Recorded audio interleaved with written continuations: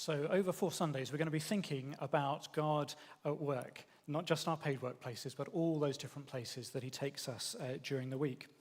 And on each of the 4 Sundays, we're going to interview a member of the congregation just to hear a little bit about what work in all its forms has looked like for you. So, Penny, tell us the different sorts of work experiences that you've had over the years and what that's involved.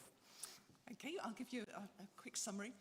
For many years, I worked as a community paediatric physiotherapist. So just step into the microphone a little bit more. Sorry? Please. Yeah. Thank you.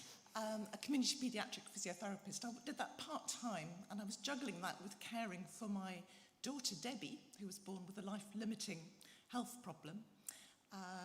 My community paediatric work consisted of working mainly with disabled children.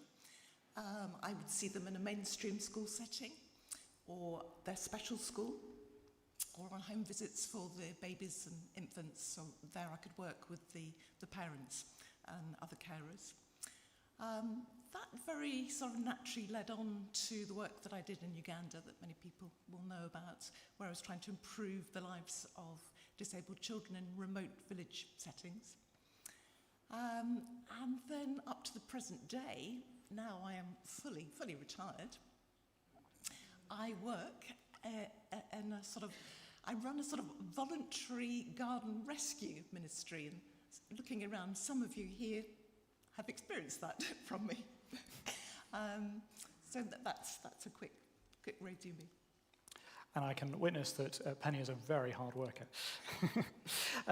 So how have you felt that God has called you or commissioned you or equipped you for all those different sorts of roles that you've had over the years?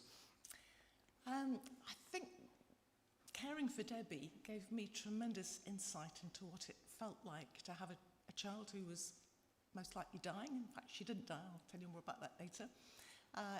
It gave me real insight into what that felt like.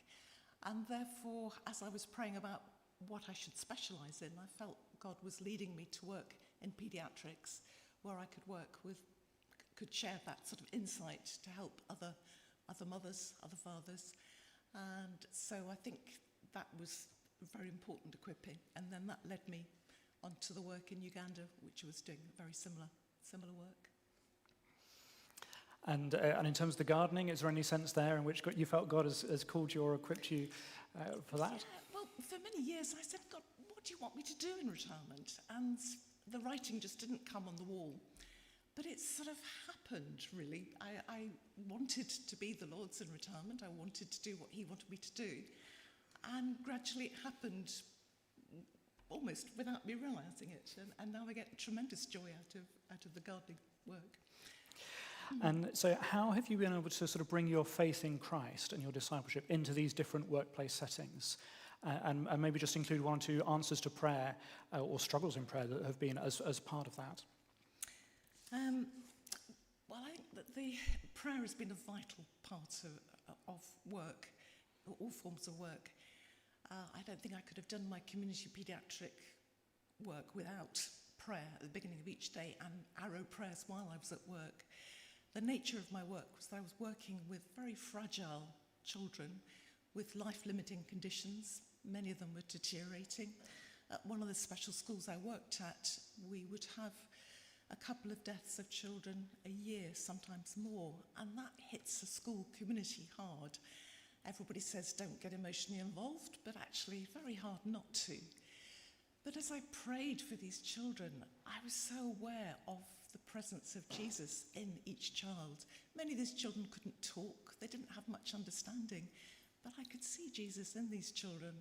And so prayer and knowing these children were going to go to the Lord through death was a tremendous comfort, and I was able to reassure colleagues as well on that, and bring that positive, I suppose, into those difficult situations. On a lighter note, with my gardening work, I found myself working on the front borders at St Wynn's Church in Totton, and there were many passers-by there. One of them was a chap called Brian, who would whiz by on his mobility scooter, and he always stopped to comment on the work that I was doing. And I would talk about faith issues with him. When I first spoke to him, and I'm an atheist, I don't go along with all that sort of thing. A few chats later, and these were usually quite long chats, oh, maybe after talking with you, I'm more of an agnostic, he said. And then a few chats later, he said, actually, can you find me a simple Bible course I could do? I think I want to know more about the Bible.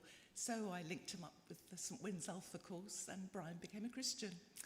Sadly, Brian died a year ago, but he had the most joy-filled life ever during those years. So that showed me that actually gardening is not just about, well, it's creative. And I feel when you're gardening, you're working very directly with God's creation. I'm just wondering how things double in size and flower, and every time it's a miracle. But also, gardening can be evangelistic as well. And on another very positive note, I inferred this earlier, my caring for my daughter, many hours. It involved being up in the night, doing complex nursing procedures, hospital admissions, hospital appointments, year after year. We managed to help her to survive to the point where gene therapy was successful, and the gene therapy medication she's on now meant that she came off oxygen at night time within a couple of months, and hospital admissions now are rare. So that's prayer over the years, long-term prayer. Wonderful. Penny, thank you very much. Thank you.